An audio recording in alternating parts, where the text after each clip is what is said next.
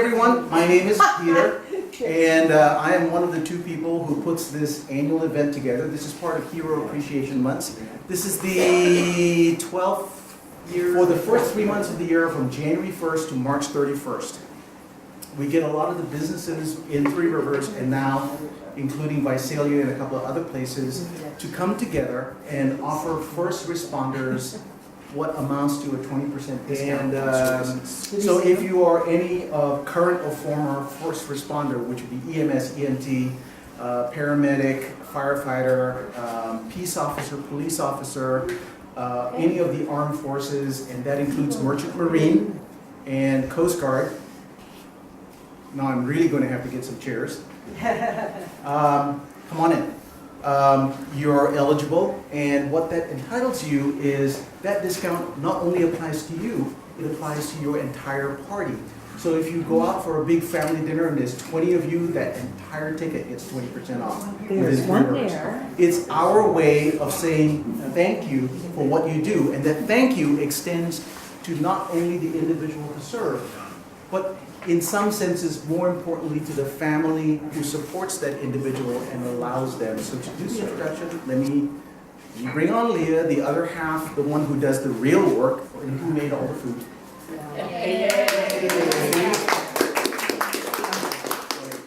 Not only here to introduce, but thank you all for coming.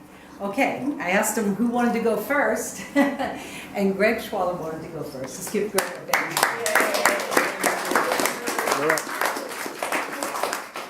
I have to have my water up here.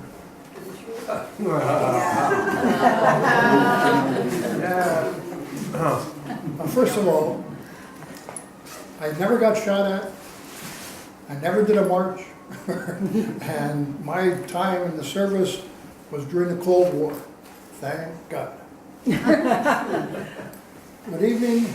As you know, my name is Greg Schwaller. I'm here to talk with you about my life as a submariner. If I talk too fast or not clear enough, please raise your hand or something. Many people's first reaction when they learn that I've spent literally a couple of years underwater in a long metal tube. So how could you do that?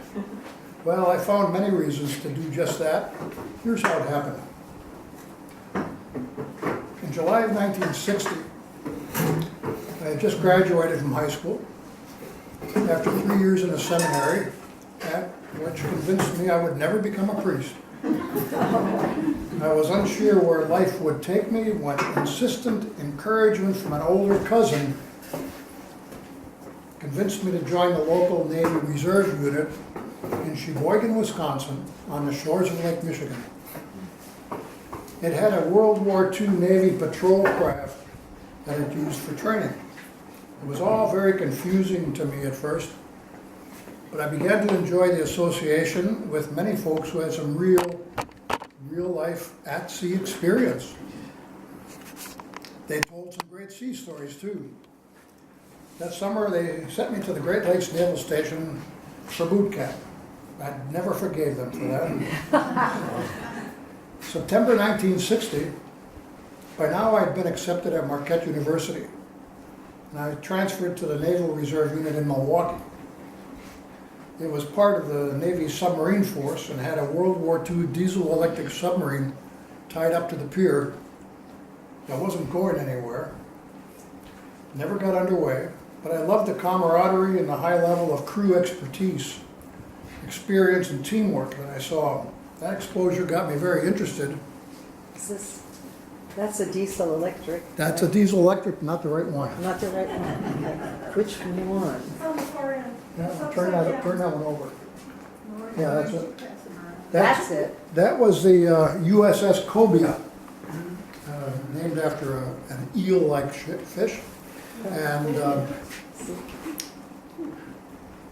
it got me very interested in the submarine history and mystique and the technology associated with the silent service. I read a lot about it, about the submarine service, and concurrently I joined the Naval ROTC unit in Milwaukee at Marquette University. So now I was a ROTC midshipman and a Naval Reserve seaman apprentice. simultaneously. So I could do what I wanted to do because I outranked myself. January of '61, during semester break, those of us in the ROTC were flown to the Naval Aviation Indoctrination at NAS Corpus Christi, Texas in January. They flew us down in an old R-5D from World War II through an ice storm with the wings icing up.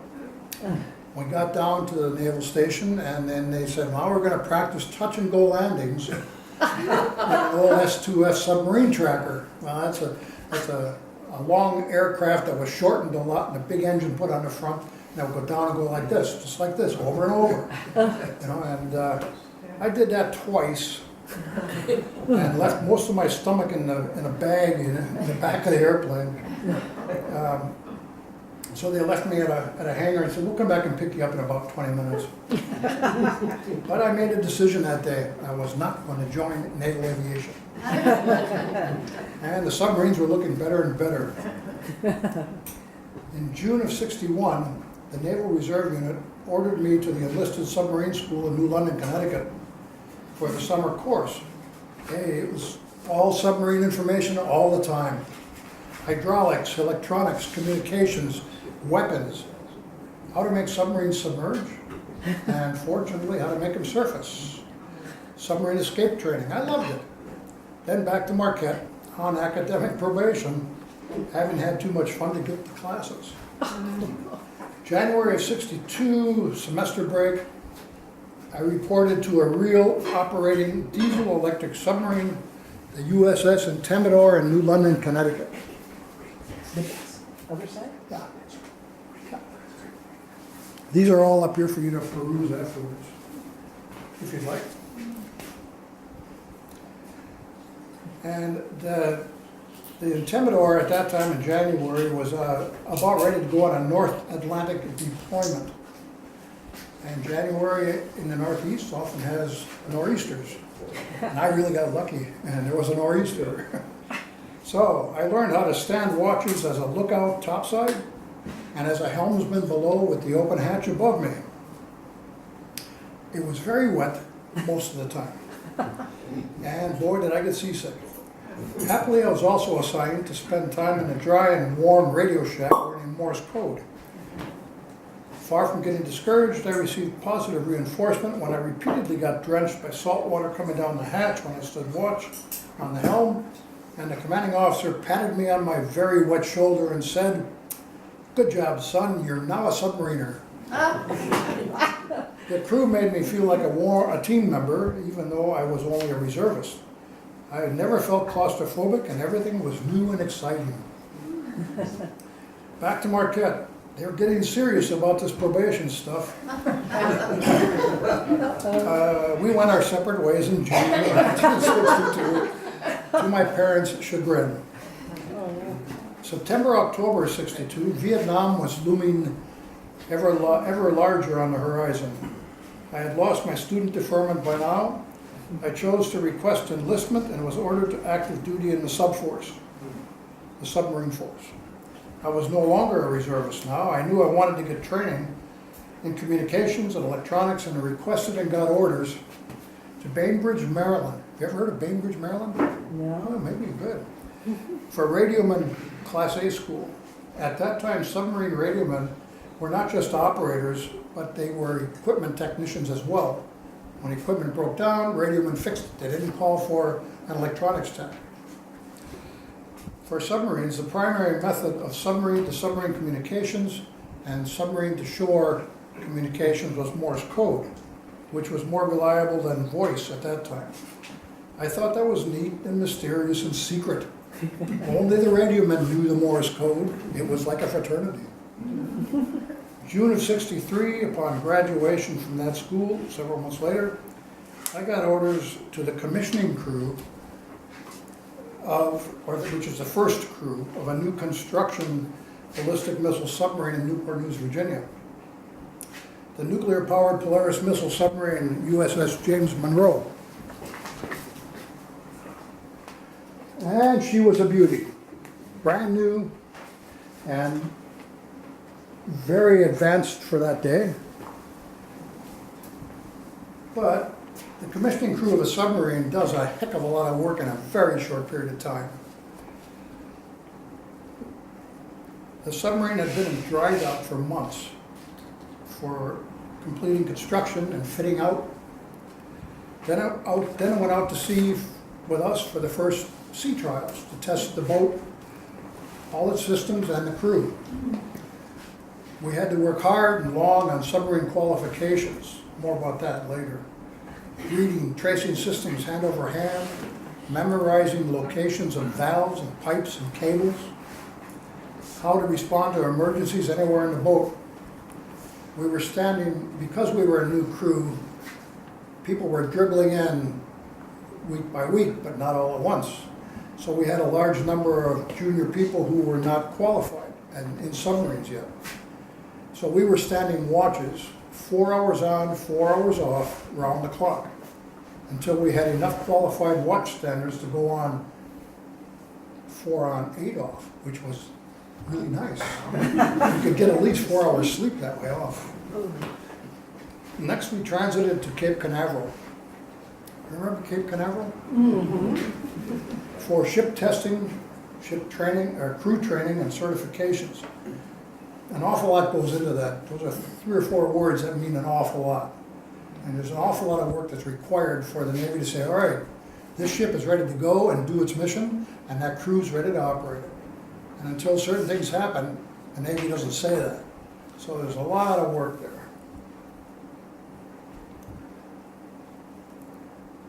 There was more testing and more drills. Then we transited the submarine to Rota, Spain, on the Atlantic coast above the Sea of Cadiz, the Bay of Cadiz. And, I lost my place, Lori. Take your time. Next, we transited to Cape Canaveral for testing and the launch of a Polaris missile as the graduation exercise. This is the end-all and be-all of the missile submarines. They're ugly until they fly, and then they're beautiful. But not everybody in the Mediterranean. Home port for the crew was now Charleston, South Carolina. I'll talk more about the Dolphins. I'm sure some of you have never heard of them, but you know anything about the wings of an aviator? The dolphins of a submarine are at least as important. Someone might take issue. Hi, Bill. They'd be full of air. So at this point, I'll divert a little bit and talk a little bit about this force itself. The submarine force in the Navy is an all-volunteer force. Nobody's ever ordered to a submarine. You volunteer, and if you meet certain criteria, of which only about 6% of the Navy does, you might get orders to a submarine. The missile submarines have 2 crews. Each one is identical, from the commanding officer down to the seaman. 2 crews. And the reason for that is to enable the submarines to stay out at sea longer. So one crew takes a submarine out for, at least the missile submarines, out for 90 days. When it's done, it comes back in. The other crew meets it. They get together for 4 days, have a little incest and other things, and then they get together for 4 days, and then the crew that was on board goes home for 90 days, and the crew that just came on board goes through a 28-day refit, which is kind of like taking your automobile into the garage and they give you the equipment and the tools, and you take your car apart and put it back together 3 or 4 times, fix it all, make it really go fast, and then you go out to sea for about 60 days or so. So I just keep going, rotating back and forth like that. It's effective from the Navy standpoint. It's really hard on families.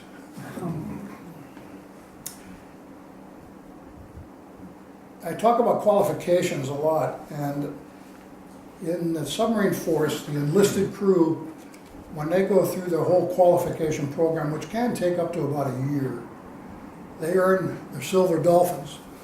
The silver dolphins look like this.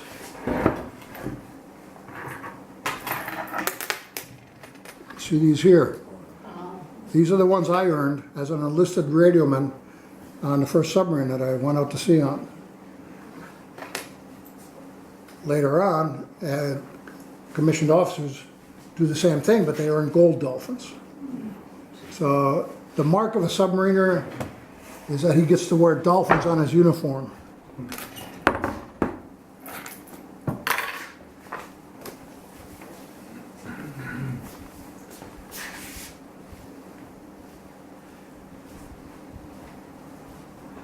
When the crews are off watch, let's talk about watches a little bit. Submarines operate 24/7. They leave, when they throw off the lines and they go out to sea and submerge, everything's running 24/7. To do that, you have to have enough people qualified to do the job to keep that submarine running. And the way they do that is by this qualification program. When new guys come aboard the submarine, and today, new girls, the job is to take the books, take the equipment that you got, and learn everything you can as fast as you can with a lot of help so that you can take your place as a functioning crew member on a submarine. Other than that, you're just sucking air. Until that happens, you've got to be a crew member, you've got to be a functioning crew member. Until that, also, the older guys who have been around for a while, who come on board and have been qualified on other submarines, take you in hand, and they make sure you're up out of the rack when you're supposed to be, and they make sure you're doing what you're supposed to be doing to get your job done. They want you to be qualified because their life becomes easier when you get qualified. Then they can stand watching, you can ease off a bit. I mentioned that on James Monroe, we were standing 4 and 4, 4 on and 4 off. That's a killer. I mean, we did that for about 2 months. There wasn't a guy on board that submarine that wasn't exhausted. You never get enough sleep.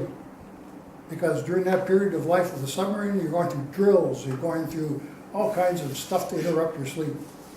So you get in the rack for an hour, and someone's grabbing you out.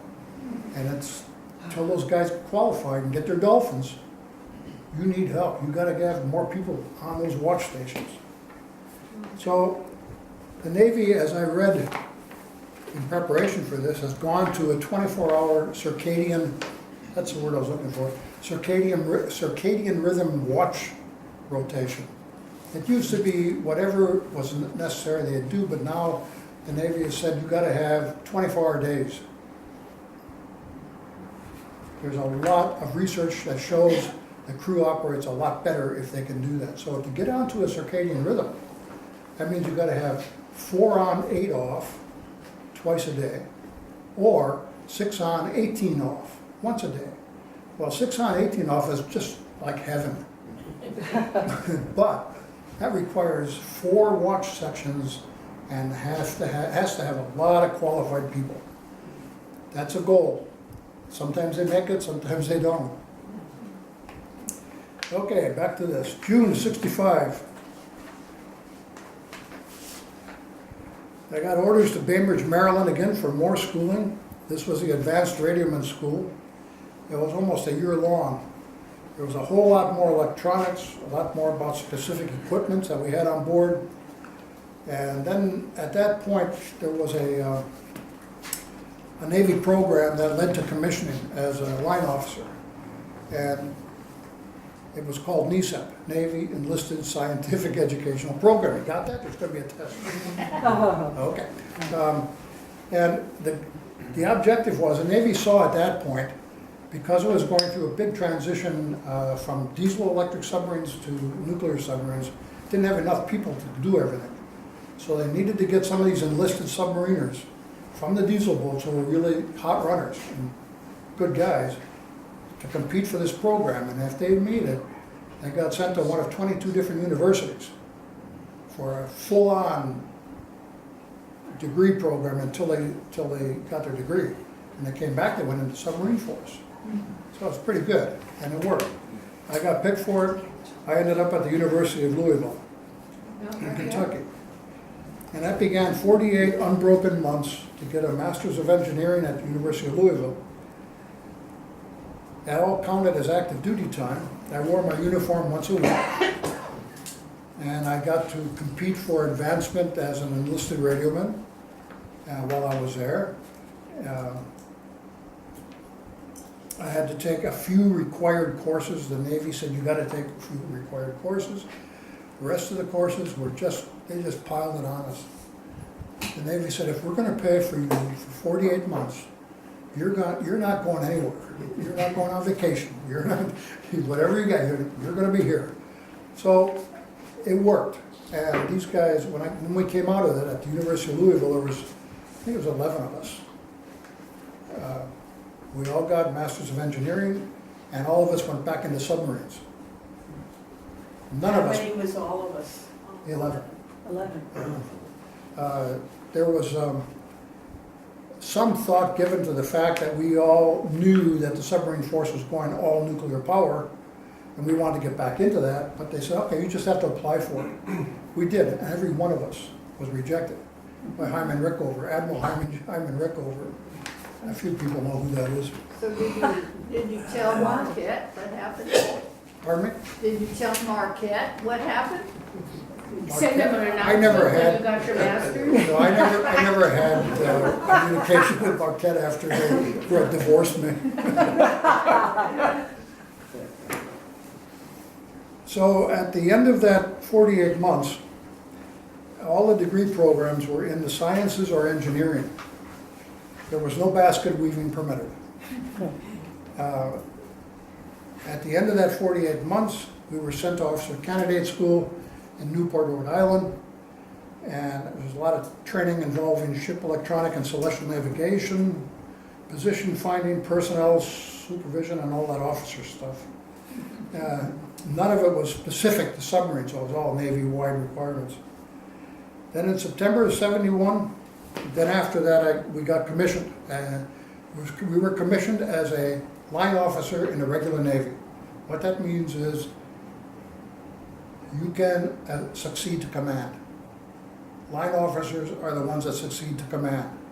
Medical officers don't, supply officers don't, civil engineer corps officers don't, etc. It's a line officer on the ship. So when you see these ships on the news or wherever, and your commanding officer is interviewed, he's a line officer. And he got that because he either came out of the academy or he came to another program that produced it. So after that, in September of '71, there was a lot more training. Submarine officers basic training in New London, Connecticut. That was a kick. And weapons officer training in Connecticut and Virginia. So we were prepared to go back onto the board of submarines. We had everything we needed to know. We knew everything we were supposed to know. We didn't understand everything, but we knew everything. And upon completion, I was ordered to a Polaris missile submarine that was just completing her second refueling overhaul. What that means is that submarine had been in operation for at least 15 years, and it only had been refueled once before. And that sounds like a lot of time between refuelings, but remember, these are nuclear-powered submarines. The ones today only get refueled once during their entire life cycle. Wow.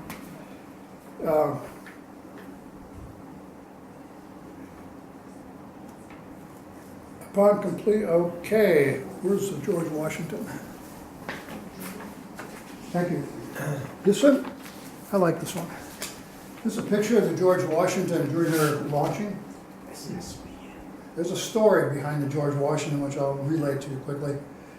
This is what she looked like on the day she was launched. This is what she looked like on the day I last saw her in 1997. She was decommissioned in '85, and they cut her sail off and put her sail in New London, Connecticut as a memorial. That's her birth. That was her death. Wow. Retirement. That's- Retirement. Pardon me? Retirement, not. Retirement, not. My goodness, what a difference. Okay, that's the But it's original. kind of strange, you know, when you spend, That's I the original. spent 6 years Look. on it. Huh? And Look then at you the go see, and that's difference. all that's It's left just- over, you know. Like, can't believe it's the same. Oh my gosh. Okay.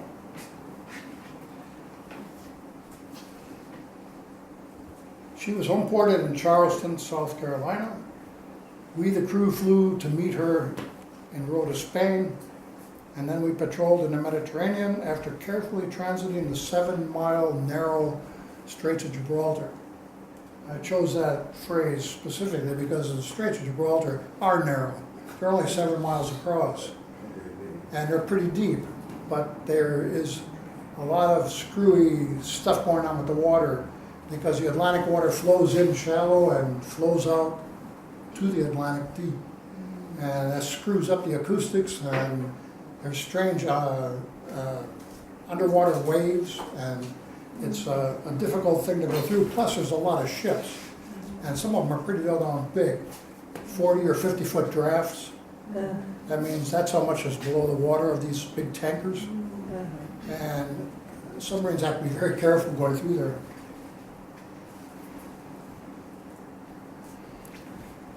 I earned my gold dolphins during the first patrol that I made out of on the George Washington in the summer of '72. Subsequently, the blue crew transferred our home port from Charleston, South Carolina to Pearl Harbor, Hawaii. And the gold crew brought the boat to Guam physically through the Panama Canal, stopping in Hawaii and then going on to Guam.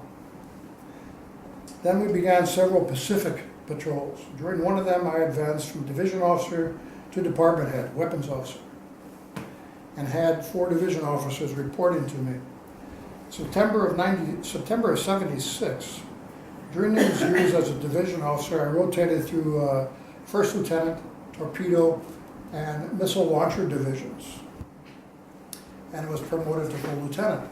And after a short period as acting executive officer, we transited the boat to Mare Island Naval Shipyard in San Francisco Bay for her 3rd overhaul. Now, we knew it was going to be her last overhaul. It was my first exposure to maritime and defense industry and shipyard procedures and activity. And that's a lot different from Navy operational stuff. And found out how complex and extensive modern submarine overhauls are. You're taking a ship that's essentially a tube with a whole bunch of stuff on it. You put it in dry dock, and then you cut it open, and then you do all kinds of nasty things to it. And it takes a long time. And one of the things I learned first, which really surprised me, was when the George Washington was built in 1959, 58 and 59, there were a number of companies that existed in this country that provided equipment. When we went into her 3rd overhaul, and we tried to get that same equipment repaired, they weren't around. Companies have gone bankrupt. They've gone out of business. Nobody produces that equipment anymore. So you start ordering special-made, custom-made equipment, and the cost just goes skyrocketing. Our industry, our industrial capability hangs on a thread sometimes, at least a year in advance, while we're still over in Hawaii. The fact that this was a nuclear refueling overhaul meant that all kinds of special controls had to be put in place to prevent radioactive problems. Also, because there would be required work on the sub's pressure hull, that's the thing that keeps water out of the submarine. Special controls and checks and non-destructive testing would also have to take place. You may remember the submarine that sank after overhaul out of New London, Connecticut in 1963, the Thresher. Oh. The Thresher sunk because she had just come out of overhaul and refit, and one of the major seawater valves back in the engineering compartment gave way, and her engineering space was flooded before they could recover. As a result of that, the Navy instituted a whole lot of what they called sub-safe procedures. You don't touch the hull without all kinds of checks and balances and non-destructive testing. So equipment was upgraded, deferred repairs were made, Every system broken into on the George Washington had to be tested and recertified by the ship's crew and shipyard supervisors. Ship's crew also was the last line of defense against incomplete or non-working repairs. Many months were spent in dry dock before the hull would ever see water again. Toward the end of the overhaul in January of '78, I received shore duty orders to the Joint Strategic Target Planning Staff. You got that? Okay, the key letters there are Joint Strategic. Okay, a joint command includes officers or other people from other services. So in this case, at Offutt Air Force Base, where Strategic Air Command Headquarters was, there were Army, Marine Corps, Air Force, and Navy officers down 3 decks down, three levels down underground, doing them targeting for the missiles of the Triad. Have you heard of the Triad? Some of you have. Well, the Triad obviously has 3 legs, right? The Triad. One of them is the Air Force with its B-52 bombers. One's the ICBMs from the Minutemen, the land-based ones. And the third is submarines carrying these weapons, these missiles. That's how the United States protects itself from other nuclear powers. So far it's worked for a long time. Toward the end of the overhaul, I received those orders, and I got a good look at the big picture regarding strategic stuff. And when you're on a submarine, the only thing that exists really is that submarine. You don't really get a good look at what's happening back offshore, what the big guys are doing up there.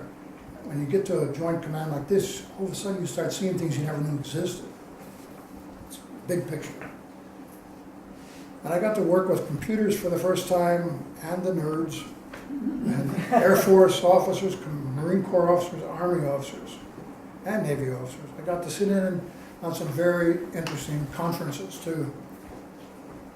40 months later, I was ordered to San Diego to take over as executive officer of the deep diving research submarine USS Dolphin, a diesel electric submarine, the last diesel electric submarine in the United States Navy. Our job was to do some research on some highly technical stuff, and the one that was most interesting to me involved the blue-green laser. Somebody got the idea back in some think tank that, hey, lasers can be used for communication. So they figured out a way, using blue-green laser, to mount one in an aircraft with a transmitter and a receiver down on a submarine, on the bow, and transmit a message, an encrypted message from aircraft to submarine. And we were submerged, and we got it. We decrypted it. It worked. Things went from there, and it's been used. Another thing that was pretty interesting was I was going down to test depth on a submarine, on that submarine. Submarines have a couple of numbers that I try to remember. Their operating depth is the depth at which they can operate safely all the time. Usually it's a matter of a few hundred feet, maybe down to 500, 600, 700 feet. Surface down to that far.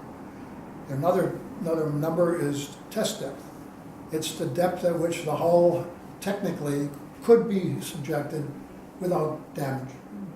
So the test depth on our submarines today, on many of them, is like 1,000 feet. 800,000 feet, somewhere in that vicinity. Because the Dolphin was a research submarine, its test depth was a lot deeper, 4,000 feet. Wow.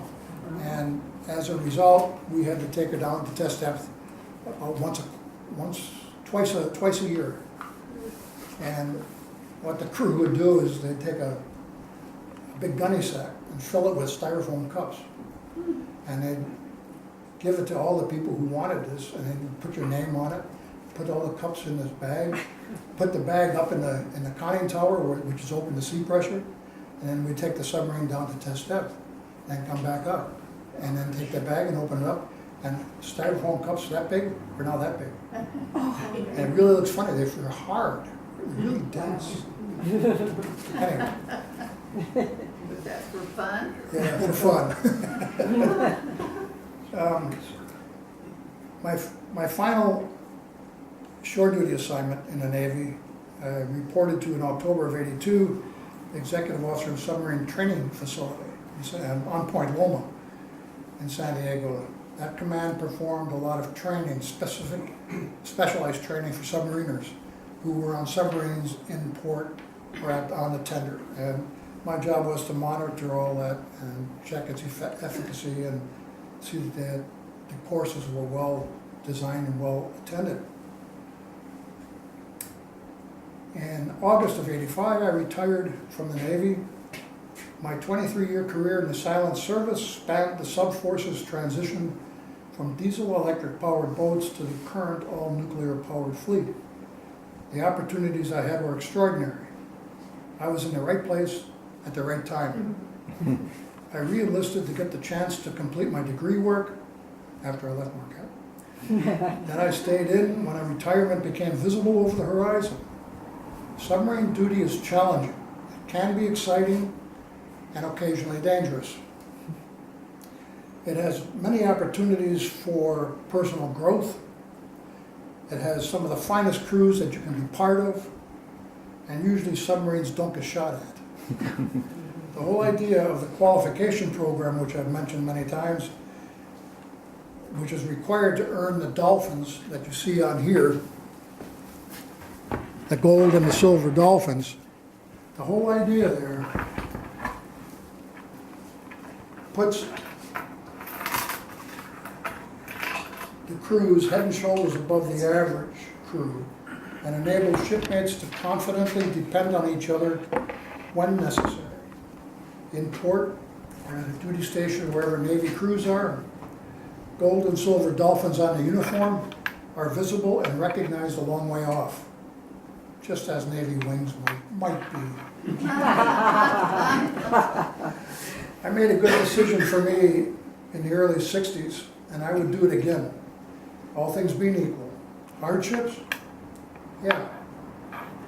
The average civilian family and a Navy career in submarines sometimes survive only with difficulty, but many do just fine.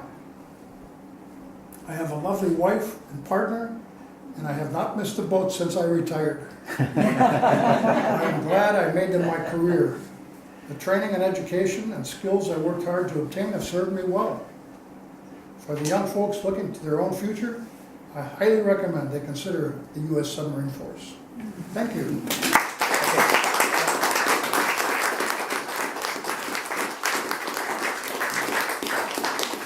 Questions? Any questions? I had a question. Yes.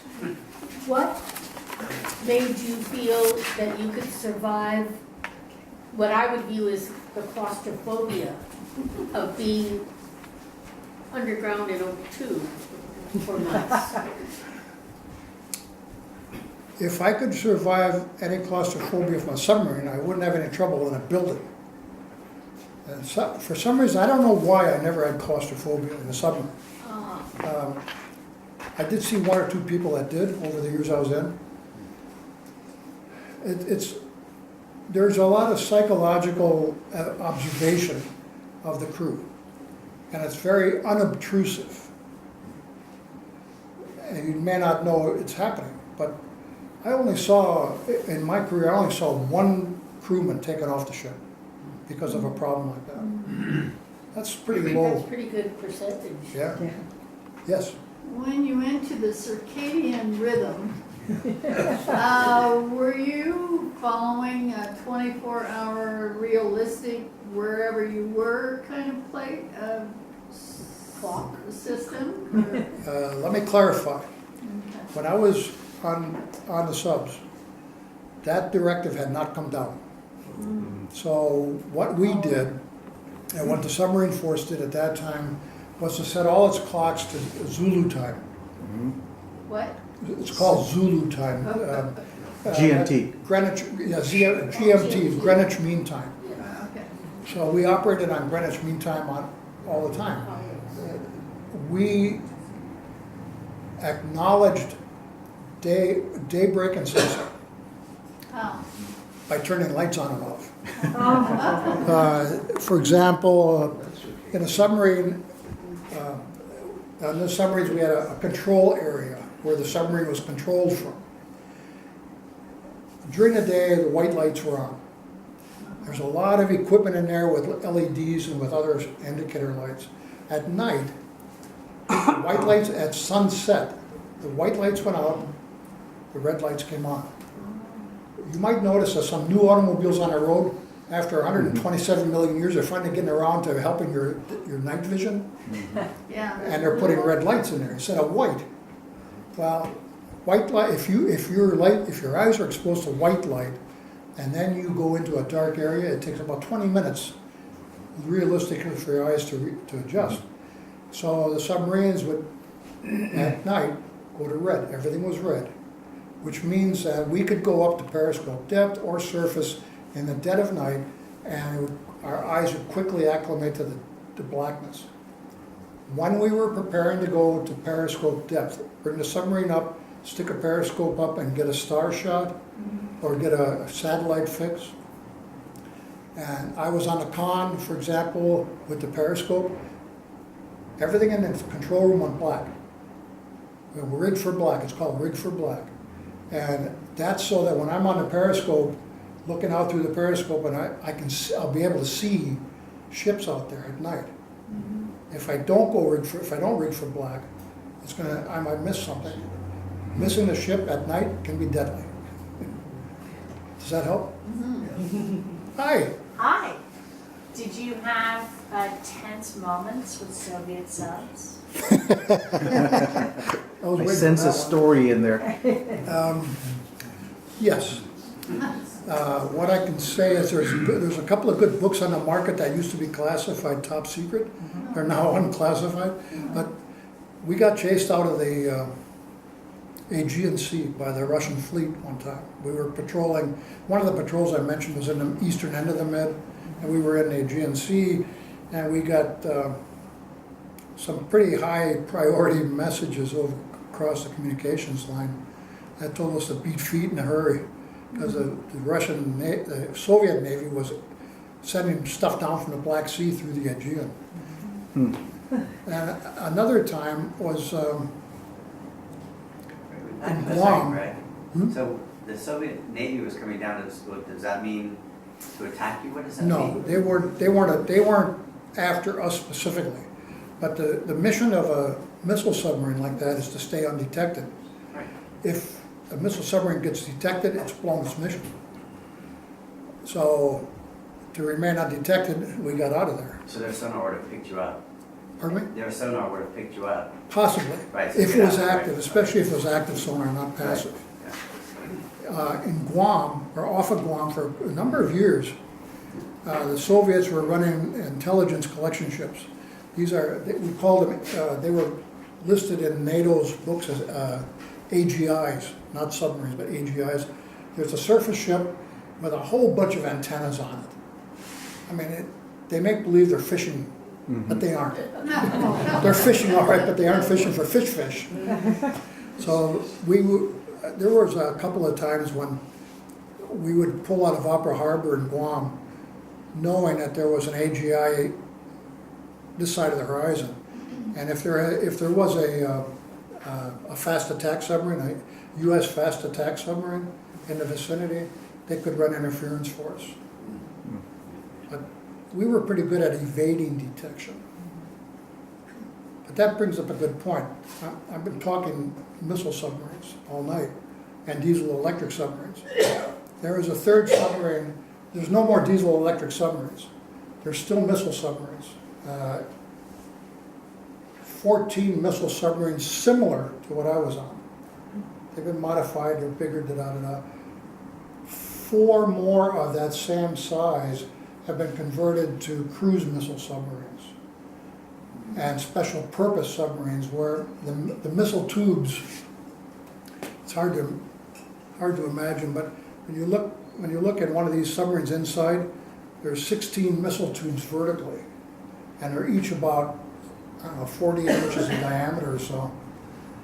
And what the Navy's done is taken 4 of those boats and converted those tubes from missiles to special forces, SEALs. So those are their special purpose. And there's also the other class of submarine that we have the most of is fast attack submarines. They're like fighter planes versus our bombers. I mean, if you look at a missile submarine and say that's a bomber, then the fighter planes would be these fast attack submarines. They're smaller, they're faster, they're more deadly, and they do things that are really weird and wild, wonderful and strange, and a lot more dangerous. Are the missiles stored upright, or are they laying down, or are they all over the place? Most of the missiles are stored upright. Torpedoes are stored horizontal, because the torpedo tubes are horizontal tubes. Cruise missiles on some submarines are at an angle. It depends on how old the submarine is. But right now, most of them I think are vertical.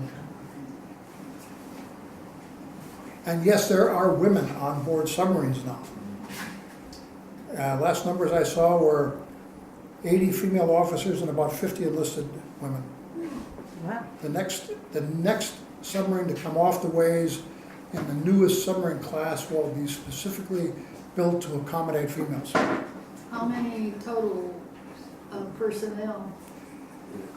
The missile submarines carry about 130 crew and about 13 or 14 officers. The fast attacks carry fewer. Greg, you mentioned, I think a statistic like about 6% of naval folks were eligible or met the Qualified, requirements yeah. or qualified to serve in a submarine. I mean, that's a very small percentage, and I think when you think about the larger naval or military population, we have a lot of diversity and different personality traits, but in this particular case, when it's that small, would you say, could you boil down and say, kind of like in the Korea Commonwealth, like the 6 words for your I mean, did you find in your experience with your mates, I mean, were there certain traits that you all had in common? Because that's a very small percentage. How would you characterize, what would be the profile of a subber? That's really hard. That's a good question. And I don't know if I can encapsulate it for you too well, but I would say that a submariner has to be a team player. He has to be intellectually curious to the degree that he can learn what's required to become qualified as a submariner in war as dolphins. That person would have to be relatively intelligent. We always thought that the submariners were a cut above, and maybe they are, at least psychologically. I don't know, David, you got any observations on that? Well, the Navy does very significant psychological evaluations and personality profiling and testing. And there's a great deal of work in social psychology as well to look at what's the characteristic of a decent crew person, a crew member. So there's a lot of actual kind of industrial organizational personnel evaluations that go into the selection of the personnel. I always kind of thought it was interesting that aviators are selected to become astronauts when in point of fact submariners are the people that have been living in this enclosed metal space, and they're probably a great deal more qualified, you think, to actually be in the space station, for example. Some of us have thought that too. Yeah. Sorry, Bill. I think other characteristics might be that you don't panic under crisis. Pretty even-tempered under under all normal situations, and most. To stay in the movie, you need to I'm back sorry. up a little bit. And most crisis situations, you got to remember that. The crew has free access back and forth on the submarine. I mean, you may have a buddy who's a nuke back aft in the engineering spaces, and you may be a torpedo man up forward. You may just be interacting. Well, you find yourself going back there just when you're off duty, and you're just jawboning or whatever you do, and there's a flooding casualty or reactor casualty of some kind. That torpedo-man's got to know what to do back in the engineering spaces, and vice versa. The nuke has to know what to do in the torpedo spaces if he's up there. That's a kind of an alien concept for an awful lot of Yeah. military places. You know, I know my job. I know what to do. Well, I'm going to put you back there. See what you do when a casualty occurs. So, does that help? Yes, it makes me think you're just so awesome. Oh, Any other questions? the supervisors think you're awesome too. All right. They always give you a certificate here. Okay, Lieutenant Commander Greg Schwaller. Certificate of recognition presented in honor of your service and dedication to the U.S. Navy. Okay, you get that. Thank you very much. While we're getting, there's always a unique piece of art that you're going to get. We're hiding it to the last minute. But I didn't bring the certificates. You have coupons or gift certificate to spend the night at the Gateway. You and Laura. A free night. I'll tell you what happened. What it is with our bed and breakfast, we used to give the certificate every year. But we're retiring. So this year we're going, we can't give anybody a certificate. We're closing down too soon. It's not fair. So we started asking lodging places. And the first one I asked was the Gateway. And I said, you know, you can do just the firefighters if you want, or just law enforcement, or just veterans. And they said, nope, they're going to do the whole thing this year. So they gave all the free night stays this year for the honorees. So thank Glenn and Susan when you have a chance. So since I left it at the house, it's going to, what we're going to do is we're going to bring it to the museum so you can pick it up. Okay. Okay? Good. All right. All right. Now there's a unique piece of art created every year by some Three Rivers artists. Sometimes they want to remain anonymous. But thankfully, we know who did this one, and she's here. Wow. Jamie Beck did this. Wow. Now, not that she has a lot of free time, right? She's a school teacher, but she still manages to do this. So she made this beautiful gourd, and look what she put there. That's very good. Jamie Beck. Stand up, Jamie. Thank you, Jamie. She's got your name on this. She did the colors that she thought were appropriate, and look in there. Read one of those. All right.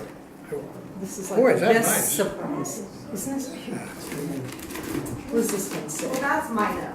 That's your note.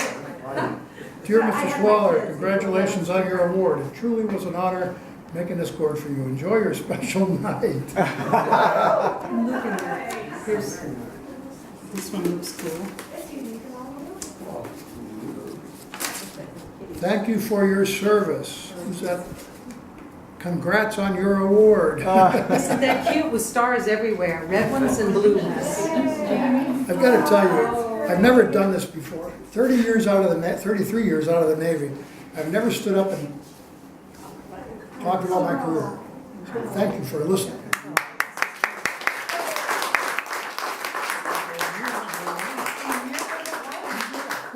I guess there's more than one Amir? Or you made more than one card? You know what, they were doing both for Mr. Rios and so maybe, but I think. Good job. They're 7 and 8 year olds. Look at that, how cute. That mine's a Good girl. job. Isn't that adorable? Congrats on getting your own award.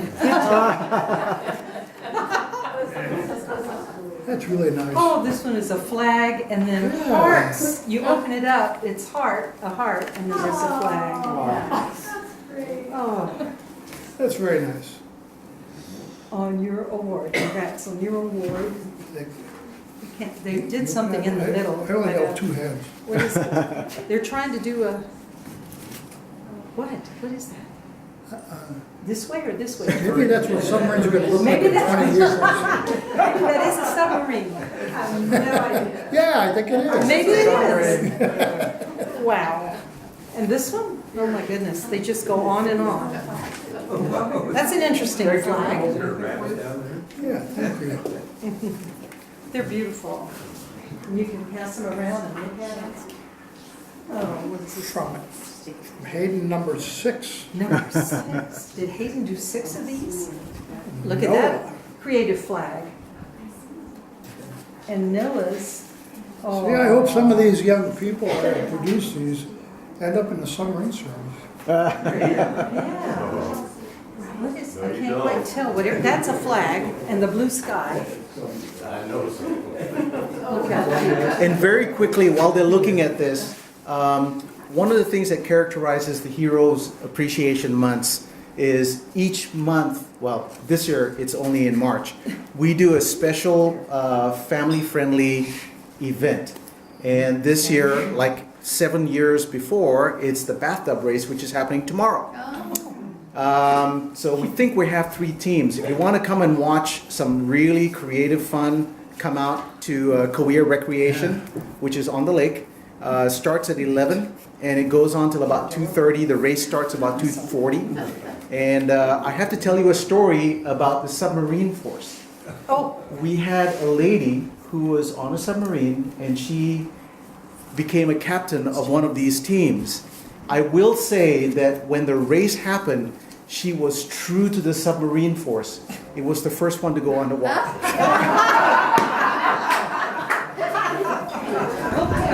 Well, here comes Bob. Bob Rios has his own story to tell us. Thank you for patiently waiting. It was a wonderful story. Now we get to hear I'd his. just like to point out, I have some pictures of me as a youth. You won't recognize me.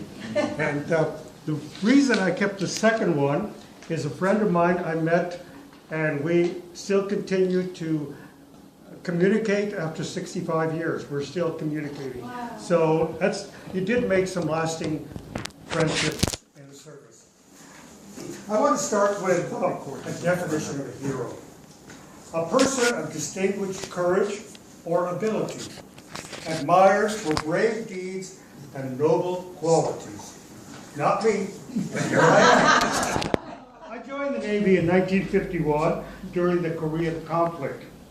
For personal reasons, I chose to serve in the medical corps of the Navy, where I trained as a medical laboratory technologist.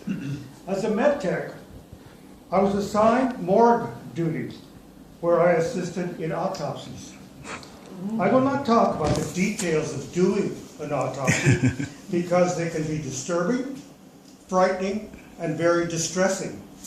I will talk instead of 3 incidents that occurred while I helped with an autopsy.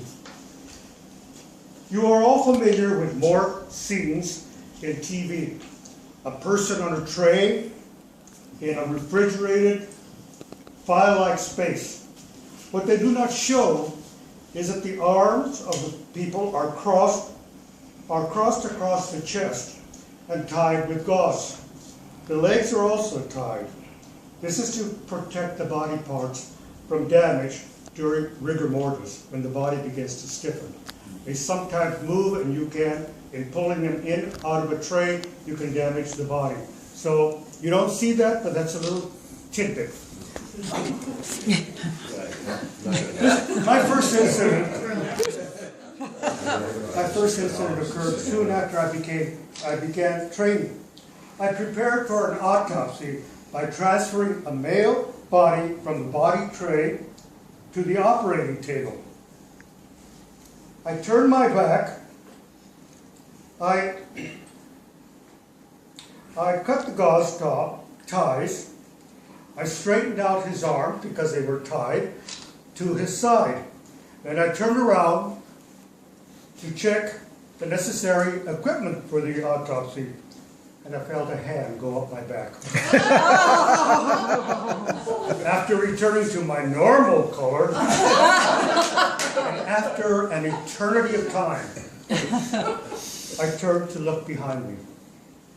The arms, being cold and stiff, had attempted to return to their original position and therefore had gone up my back. That was my introduction to movements of the dead, zombies. The second incident was harrowing to a cook friend of mine. It was a cold, windy, rainy night about midnight, and this is true. When I was called to open the morgue and receive a body. The deceased, a very large, heavy-set serviceman, was placed on a stretcher on the floor. The ambulance that brought him was on second call, so no one could help me lift the body to the bottom tray.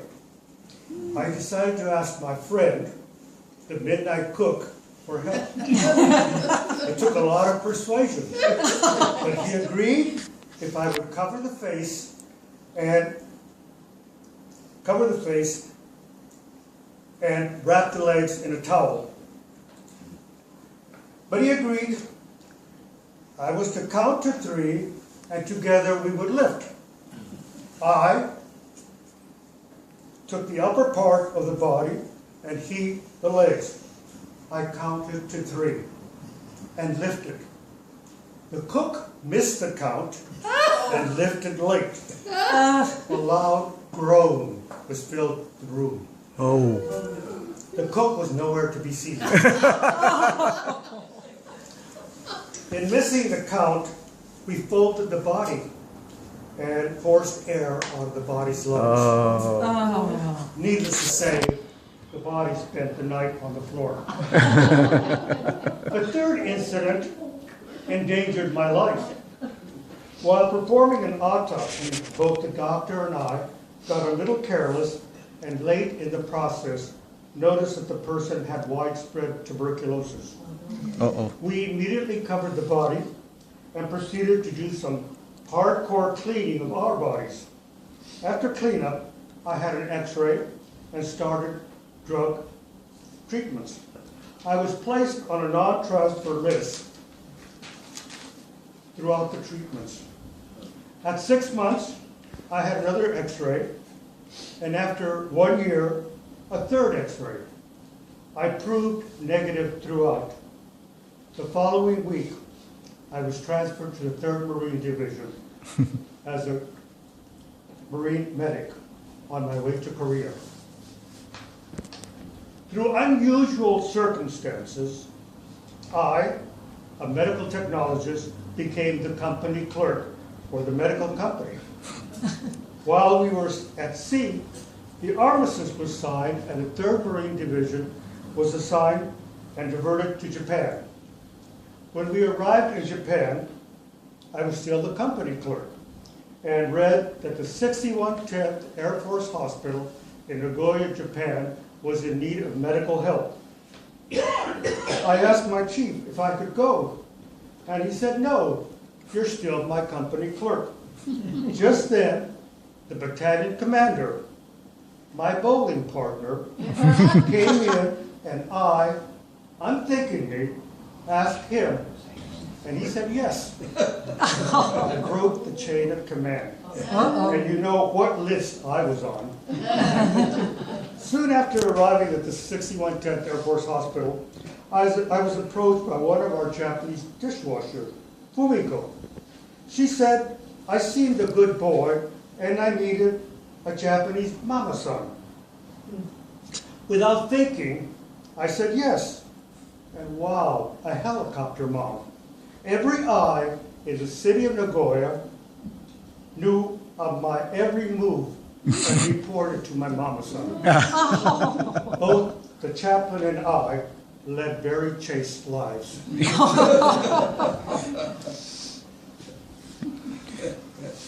Through her, I met many Japanese people and some Japanese doctors, including one who became a lifelong friend, Dr. Oda.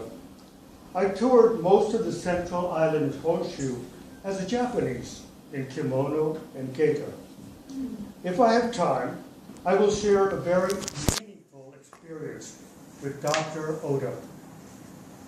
After arriving at the 6110th Air Force Hospital, I received orders to participate in a Marine landing exercise off the island of Japan. Navy medics assigned to the Marine were called docs, a great sign of respect, and you earned it.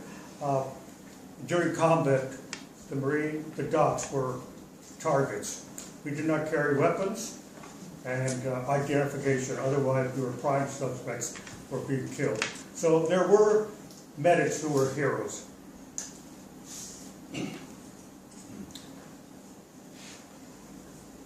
Soon after arriving at the 6110th Floor Hospital, I received orders to participate in a Marine landing exercise off an island off Japan. I went and assisted in setting up the MASH unit. After a week in which nothing happened, I returned to the hospital. Within a short while, I received orders on how to use an M1 and a 45-piece pistol. Illegal, but I went. The result, I failed spectacularly. I broke the 100-yard marker from 200 yards while in the prone or belly position. That was a real shock. Later, I received orders to attend ABC school, Atomic, Biological, and Chemical Warfare School. I reported and was given secret information concerning chemical agents such as nerve gases, biological agents such as anthrax, and of course, information on the atomic bomb. I also participated in exercise which educated us on how to deal with such emergencies. Of course, they were as useful as the tape-covered drills for atomic blasts. I did not realize until much later that this was top secret. Much of this is now on the internet, but some is still classified. Since I was the only one of our company to be selected for these assignments, I decided to confront my chief, the one that I had gone over his head. I told him the next assignment would be discussed with my buddy, the battalion commander.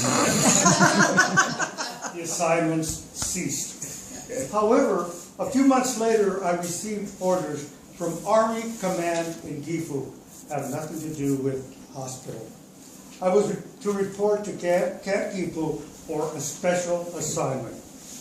I reported and was met by an officer who handed me a top secret badge with my picture and name.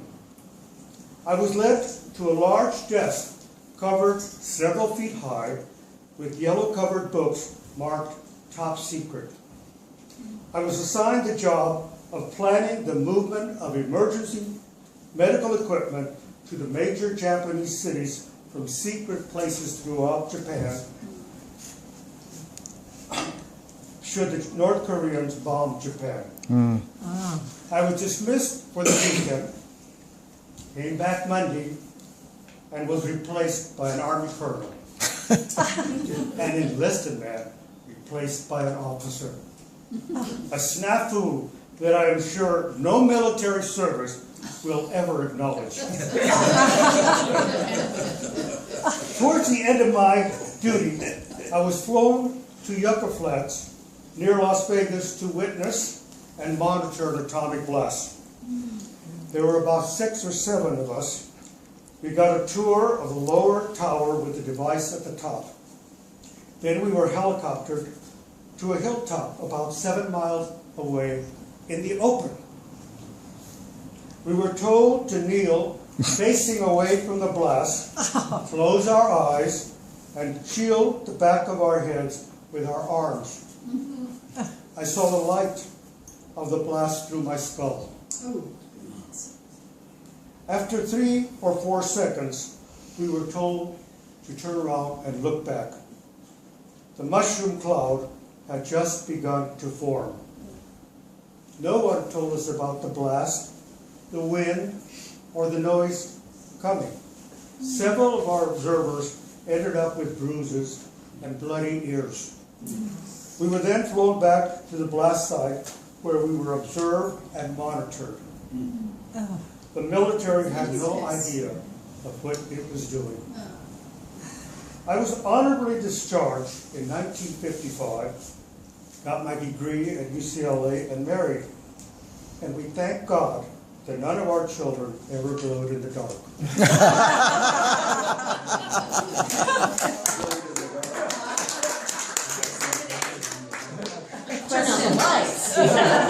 Our daughter who doesn't glow in the dark. If I have time, I'd like to relate the experience I had with Dr. Oda. Yes. I was accepted, because I was adopted by the Japanese woman, I was accepted by the Japanese community. And I toured most of the central island of Honshu as a Japanese. There were many Japanese that looked Mexican, of Mexican descent. But the highlights was that Dr. Oda, who later on, after I was married, came to visit us in California. So he was truly a lifelong friend. He asked me, yes? You have to explain, after the war, after the service, he became a ship's doctor. So he came into San Pedro regularly. I had the honor, Dr. Oda invited me to visit his parents. And the family had been doctors for generations, brothers, mother, father, sister, and they owned a hospital in a small town called Gamagori. So I was invited, we took the train there and arrived, and I had been forewarned what would happen. And after I came in, his mother asked me if I would participate in a tea ceremony. Oh. And this was fantastic. She sat opposite me in her traditional Japanese kimono, and she, as you've seen before, stirred the green tea with a little whisk. And then she took the cup, she poured the cup, and she turned it to what is considered the beautiful side to honor me. And then she pushed the cup across the table, at which point 3 sips of tea, you set it down, you reversed the cup so that now the beautiful side faced her and honored her, and I returned it. And that was quite an honor that I received. I was told not to tell this part, but part of the... and I didn't listen. I was told that, when you arrived and we had been on the train, we went to the Japanese bath, Dr. Oda and I. And we were in separate little tubs when we heard a rap on the paper door, which slid open, and his mother said something to Dr. Oda, which I did not understand, although by this time I had picked up a little Japanese. I remember most of the swear words, but nonetheless. And he said, my mother would honor you if you would let her scrub your back. Now, here's an American GI who is ultra modest, as we've been traditionally, and she walked in, and I had to get out of the tub, and she walked over and scrubbed my hair, washed my hair and my back. A real honor from a Japanese woman. I had a fantastic tour. There were other things that happened. I tried to keep it light. There were heroes, docs, Marine Corps heroes during the Korean War. There were suicides. There were deaths. Several of them I knew. But that's not what I remember. I remember the joyful parts. Do you have any questions? Bob, you're all heroes. Yes. You're all heroes. Thank you. Well, thank you very much for having me.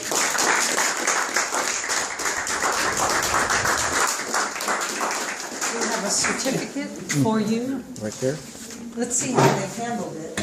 I didn't realize how many times you switched back and forth between different branches. After the initiating to the Marine Corps, which I wore, as you'll see a picture, as a Marine. I was transferred to an Air Force hospital with the option of wearing an Air Force uniform, which I did not take, mainly because we either worked in the laboratory or laboratory uniform, and when we left the hospital, we wore civilian clothes. So I didn't see any point to picking up an Air Force. And had I finished my assignment with the Army, I'm sure I could have had an Army uniform. So the supervisors, their secretary, trying to figure out how to do this. She chose, let's see, honor of your service and dedication to the U.S. Navy and U.S. Marine Corps. So she got 2 of them. thank you very much. And hold on, let's get your, Right behind here. ah, And the if- gateway. If you guys haven't noticed, this is the logo for Heroes Month. She got that on there, Jamie did. That is a lady firefighter, like a city cop, and then a Marine, to signify the three different areas. And as usual, Jamie did her beautiful work. She put the Navy symbol on there, the colors, and all the cute little thank yous in here. And you also have a certificate from the Gateway. You and Jerry can spend the night. Yeah. And like I said, I left it at home. I'll bring it to the museum so that you can get it. Well, we're still on our honeymoon after.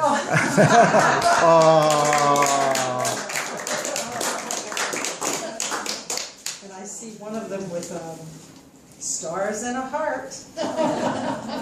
Oh, and a flag. These are so adorable, Jamie. Thank you for doing that. Yeah, we did it before spring break. I'm like, okay, you have 2 cards to do, and I need your best penmanship. Oh, they're beautiful. No, but no pressure.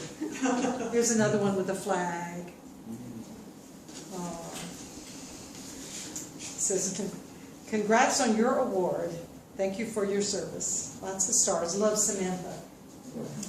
Yeah, so you get to read which child. Thank you very much. Thank you, Jamie. Thank you, Mr. And thank you all. Can we get